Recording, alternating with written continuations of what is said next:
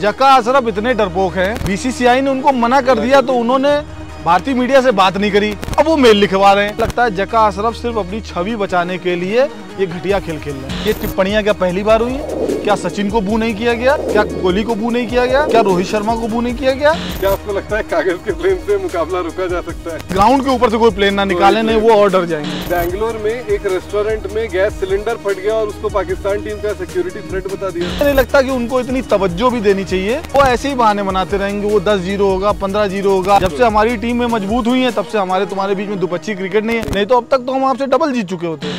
हार के बाद बौखलाए, शिकायत भी काम ना आए, अब पाकिस्तान कहां जाए?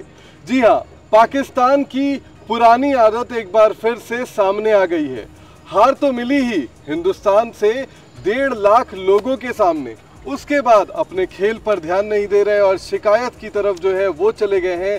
लेकिन वो शिकायत भी जो है अब नामंजूर कर दी गई है। क्या है पूरा मामला, क्या कुछ हो रहा है बीसीसीआई में, आईसीसी में, इस पर बात करने के लिए मेरे साथ हैं अभिषेक त्रिपाठी, दैनिक जागरण के स्पोर्ट्स एडिटर, और इनसे बात करेंगे और जानेंगे कि पाकिस्तान जो है अपनी पुरानी आदत से कब निकलेगा। सर पहले तो बहुत बहुत स्वागत। और क्या कहेंगे, पाकिस्तान वही ट्रैक जो है उसको हमेशा अपनाता है, फिर वहीं पर चला गया? देखिए पाकिस्तान, हम लोग यहाँ कहते हैं कि कुछ लोगों की पूंछ सीधी नहीं हो सकती, तो आप उनसे कोई उम्मीद मत रखो। मैंने उनसे उम्मीद रखना मतलब मैंने उनसे कभी उम्मीद रखी नहीं, भविष्य में रखूंगा भी नहीं। वो उनकी यही आदत है, वो जब हारते हैं तो उनको कोई ना कोई बहाना चाहिए, जब वो जीतते हैं तो फिर वो सारे बहाने भूल जाते हैं। आप किसी भी पाकिस्तानी जर्नलिस्ट से, पाकिस्तानी प्रशंसक से पूछो कि आप 7 बार हारे, तो वो सातों के एक एक कारण बता देंगे। वो अपनी गलती नहीं मानेंगे कि उन्होंने खराब किया, अंपायर ने चीटिंग किया, इस बार वो अंपायर ने चीटिंग की, वो क्राउड खराब था, वो ये खराब था, वो फलाना था, वो मौसम खराब था, वो स्कोरर खराब था। वो कोई भी बहाना बना सकते हैं। तो मुझे नहीं लगता कि उनको इतनी तवज्जो भी देनी चाहिए, और वो ऐसे ही बहाने बनाते रहेंगे। वो 10-0 होगा, 15-0 होगा, फिर वो कहेंगे अरे भाई साहब आप वनडे का रिकॉर्ड देखो, हमने ज़्यादा जीते। भाई जब तुम्हारी टीम जीतती थी तब हम ज़्यादा क्रिकेट खेलते थे। जब से हमारी टीम में मजबूत हुई है तब से हमारे तुम्हारे बीच में दुपच्ची क्रिकेट नहीं है, नहीं तो अब तक तो हम आपसे डबल जीत चुके होते। बिल्कुल सर, इसके अलावा लेकिन ये अहमदाबाद का जो पूरा मामला है, जहाँ पर पीसीबी ने आधिकारिक शिकायत दर्ज कराई आईसीसी को कि जो है मोहम्मद रिजवान पर जो है वो टिप्पणी की गई। हमने वीडियोस भी सोशल मीडिया में काफ़ी सारे देखे। तो ये तो फैंस है ना, आज़ाद देश है हमारा, आर्टिकल 19 फ्रीडम देता है, तो फैंस तो कुछ भी कर सकते हैं। और उन्होंने ऐसा तो नहीं है कि नस्ल भेदीय टिप्पणी, रेसिस्ट कमेंट तो नहीं दिया उनको। ये टिप्पणियाँ क्या पहली बार हुई हैं? क्या इससे पहले किसी भारतीय खिलाड़ी पर टिप्पणी नहीं हुई? क्या सचिन को बू नहीं किया गया? क्या कोहली को बू नहीं किया गया? क्या रोहित शर्मा को बू नहीं किया गया? या भारतीय ये जो बात कर रहे हैं कि हमारे साथ ऐसा हुआ, ये पाकिस्तानी क्रिकेटर तो हारने के बाद पाकिस्तान नहीं जाते थे कि वहाँ पे मारे जाएंगे, उनके घर पे पत्थर फेंकेंगे। तो इनके तो प्रशंसक इस लेवल पे हैं। हमारे प्रशंसक तो खाली वो रिजवान को कुछ नहीं कह रहे थे। रिजवान आउट हुआ तो वो खुश थे। खुशी में जो जो वहाँ पे बहुसंख्यक लोग थे या जो बहुसंख्यक प्रशंसक थे, वो जो नारे लगाते थे उन्होंने नारे लगाए। उन्होंने कोई नस्ली टिप्पणी नहीं करी। और आईसीसी कोई एक्शन भी नहीं ले सकता, क्योंकि आईसीसी किसी इंडिविजुअल पे एक्शन ले सकता है जो उनकी आईसीसी की गाइडलाइन है। वो भी तो रेसिस्ट कमेंट, वो भी नस्ली टिप्पणी पे, या कोई बोतल फेंकी हो आपने, किसी को हर्ट करने की कोशिश करी हो, किसी को छीना झपटी कर, किसी प्लेयर के साथ आपने सीना झपटी करी हो, तो मैक्सिमम वो बैन लगा सकता है। इसके अलावा वो कुछ नहीं कर सकता। लेकिन पाकिस्तान के जो जर्नलिस्ट हैं, और अब तो परेशानी इसलिए बढ़ गई क्योंकि ट्विटर पर पाकिस्तान के जर्नलिस्ट जो है वो ट्विटर पर ही नजर आते हैं। फील्ड पर इक्का दुक्का 3 जर्नलिस्ट ही नजर आते हैं, उससे ज़्यादा नहीं आते। वो लोग इतना हंगामा कर रहे हैं, वो यहाँ तक आरोप लगा रहे हैं कि खेल को रोकने की कोशिश की गई, और वो भी किससे? आप सुनेंगे तो हंस देंगे, दर्शक भी हंस देंगे। वो कागज़ के प्लेन बनाकर। क्या आपको लगता है कागज़ के प्लेन से मुकाबला रुका जा सकता है? देखिए आप उस ग्राउंड में थे, मौजूद था, मैं उस ग्राउंड पे थे, मौजूद है ना। हम लोग प्लेन चलाते हैं ना, तो हम लोग प्लेन चलाते हैं तो हम लोग उनके प्लेन को नष्ट कर देते हैं। बिल्कुल, हम प्लेन वहां पर चलाते हैं। हम ग्राउंड पे प्लेन चला के प्लेयर्स को नष्ट नहीं करते। प्लेयर बल्ले लेकर आए हैं, हम उनको स्वागत करते हैं। हमने उनको अतिथि देवो भव मान के उनको जो है उनका स्वागत किया। उनका जैसे बाकी टीमों का वेलकम हुआ उससे बेहतर वेलकम उनका हुआ क्योंकि वो हमारा पड़ोसी देश है। नीदरलैंड हमारा पड़ोसी नहीं है, इंग्लैंड हमारा पड़ोसी नहीं है, पाकिस्तान हमारा पड़ोसी देश है। हम पहले हमारे देश के साथी था, अब वो अलग देश है। तो वो आए तो हमने उनका पूरा स्वागत किया है।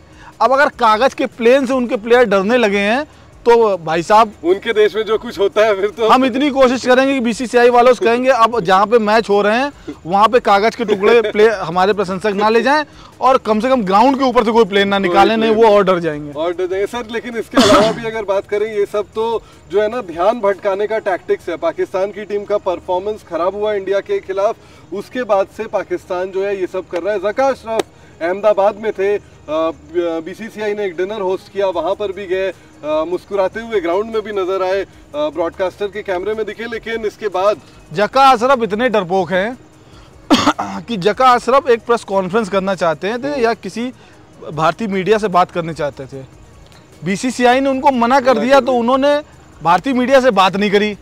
अब वो मेल लिखवा रहे हैं अपना, लेकिन अपना उनका कुछ अस्तित्व नहीं है क्या? कोई अस्तित्व नहीं है। यहाँ के आप डिनर कर रहे हो, हमारे उपाध्यक्ष और हमारे प्रेसिडेंट को बुला के वहाँ पे उनको डिनर दे रहे हो और यहाँ पे आईसीसी को मेल कर रहे हो। इसका मतलब है ज़का अशरफ सिर्फ अपनी फेस सेविंग कर रहे हैं अपने देश के सामने। सर, ये वीजा का इशू जो है इंडिया पाकिस्तान इस वर्ल्ड कप में बहुत पहले से चल रहा है। हम सबको पता है कि एमईए इन्वॉल्व है, बहुत सारी चीजें। इंडिया पाकिस्तान का मैच हो जाता है, पाकिस्तान के कुछ जर्नलिस्ट आ जाते हैं, ज़का अशरफ गांधीनगर में बीसीसीआई के डिनर में जाकर खाना खाकर आ जाते हैं, मैच अटेंड कर लेते हैं, उसके बाद शिकायत करते हैं। क्यों इतना लेट क्यों हुआ?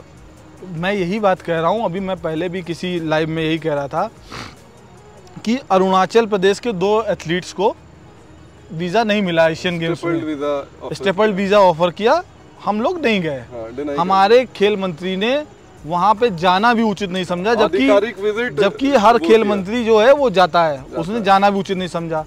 जब इंडिया और पाकिस्तान के मैच से पहले पाकिस्तान 2 मैच और खेल चुका था, आपके पाकिस्तानी जर्नलिस्टों को वीज़ा नहीं मिला था। इंडिया पाकिस्तान मैच से पहले 3 या 4 जर्नलिस्टों को वीज़ा मिला, आपके पाकिस्तानी प्रशंसकों को वीज़ा नहीं मिला था। तो आप डिनर करने क्यों आए? अगर इज्जत तब कहाँ गई? आपको इतनी आपत्ति थी तो आपको वहाँ से एक मेल जारी करना चाहिए था कि मैं भारत नहीं जाऊँगा, मैं उनका डिनर ऑफर नहीं करूँगा, हमारे पाकिस्तानी प्रशंसकों के साथ गलत हो रहा है, हमारे पाकिस्तानी पत्रकारों के साथ गलत हो रहा है। तुम खुद वीज़ा लेके आ गए, तुम खुद यहाँ पे डिनर कर रहे हो, तुम हमारे लोगों को बुला के डिनर करा रहे हो, है गलबैयाँ कर रहे हो अंदर, उसकी फोटो से बच रहे हो कि कहीं बाहर आ जाए तो गालियाँ ना पड़े। पाकिस्तान की जनता को ओवरऑल अगर देखा जाए तो पीसीबी गुमराह कर रहा है और कुछ नहीं कर रहा, बेवकूफ़ बना रहा है। गुमराह करना तो हल्का शब्द होगा, वो सिर्फ अपनी, मुझे लगता है ज़का अशरफ सिर्फ अपनी छवि बचाने के लिए ये घटिया खेल खेल रहे हैं। नहीं, लेकिन पाकिस्तान में तो बोर्ड के चेयरमैन ही बदल जाते हैं ना। जो मीटिंग रमीज राजा ने की, जो उन्होंने तय किया, उसके बाद नजम सेठी आ जाते हैं, फिर ज़का अशरफ आ जाते हैं, कुछ ऐसे भी पक्का नहीं होगा। एक और चीज़ हो गई, बेंगलोर में एक रेस्टोरेंट में गैस सिलेंडर फट गया और उसको पाकिस्तान टीम का सिक्योरिटी थ्रेट बता दिया। ऐसे कैसे चलेगा? मतलब कुछ भी, कहीं से कुछ भी कनेक्ट कर देना है उन्हें, क्या कहेंगे आप? मुझे मैं तो सिर्फ हंसी रहा हूँ जब से ये सब खबरें पढ़ता हूँ। पाकिस्तान में क्या क्या फटता रहता है, अब हम उसके बारे में क्या कहें? पूरी दुनिया में अगर सबसे ज़्यादा कहीं कुछ फटता है तो वो पाकिस्तान है। बम हो, गोले हो, फलाना हो, जुलूस हो, है ना, कोई धार्मिक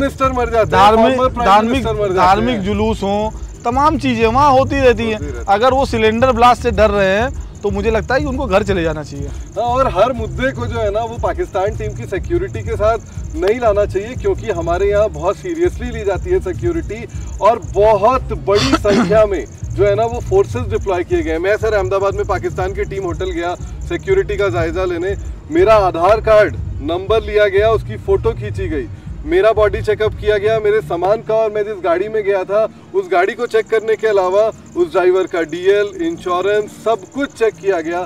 तो हमारे यहाँ अगर किसी रेस्टोरेंट में गैस फट रहा है तो वो और कोई एरर है, वो एरर उस रेस्टोरेंट की गलती से, उससे पाकिस्तान का कोई ताल्लुक नहीं है। अब ये तो मतलब ये पाकिस्तान की टीम की अगर सिलेंडर फटने से परेशानी हो रही है तो अगली बार हम देखेंगे उनका मैच जहाँ पे हो तो उस पूरे शहर में कुछ फटे ना, कुछ ना फटे। हम वही कोशिश करेंगे, हम कोशिश हमारी वही रहेगी। लेकिन बड़ी बात यही है, जैसा कि अभिषेक सर ने भी कहा, कि ज़का अशरफ और पीसीबी फेस सेविंग मोमेंट में चला गया है, अपना चेहरा बचा रहा है, अपनी इज्जत बचा रहा है पाकिस्तान के लोगों के सामने। लेकिन आप लोगों को गुमराह नहीं होना है, आपको समझना है कि ये सारी चीजें वर्ल्ड कप के दूसरे हफ्ते में क्यों हो रही है, पहले हफ्ते में क्यों नहीं हुई। ज़का अशरफ आए, खाना खाया, प्लेयर्स को बिरयानी बहुत अच्छी लग रही है, एंजॉय कर रहे हैं यहाँ पर, बेंगलुरु जाकर भी रेस्टोरेंट में बाहर जा रहे हैं, खा रहे हैं, काफ़ी अच्छी सिक्योरिटी है, लेकिन उसके बाद भी बवाल जो है वो इसलिए किया जा रहा है ताकि आप लोगों को गुमराह किया जा सके, बेवकूफ़ बनाया जा सके।